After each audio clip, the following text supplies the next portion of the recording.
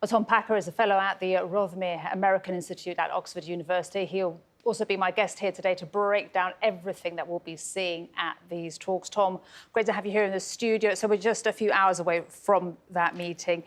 What are you expecting, and how important is it to have a Russian president landing on US soil right now? Well, I'm sure, and this is clearly part of the deliberate intention, it's a sort of mark of prestige for Russia that they can go and talk to the United States about the war without the Ukrainians being present. It also maybe feeds Trump's belief that he can solve the conflict. At the same time, the fact is, even though the US is a very important actor, this is a war between the Ukraine and Russia. So ultimately, they both have to agree if the war's going to end. And so one shouldn't exaggerate the ability of the US to pressurize Ukraine into any deal, and one certainly shouldn't exaggerate their ability to pressurize Russia.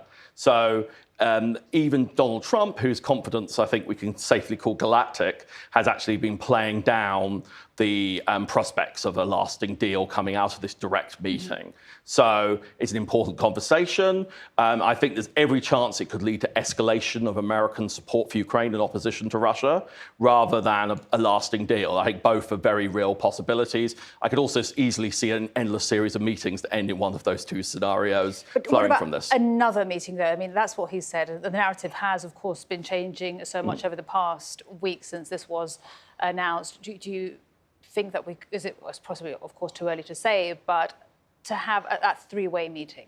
I think that's very plausible, but a three-way meeting is not the same as an end to the war.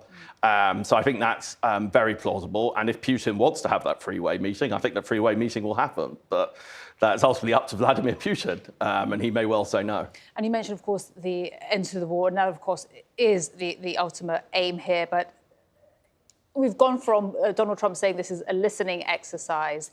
How important is those words still? Because that is what it could really result in being today.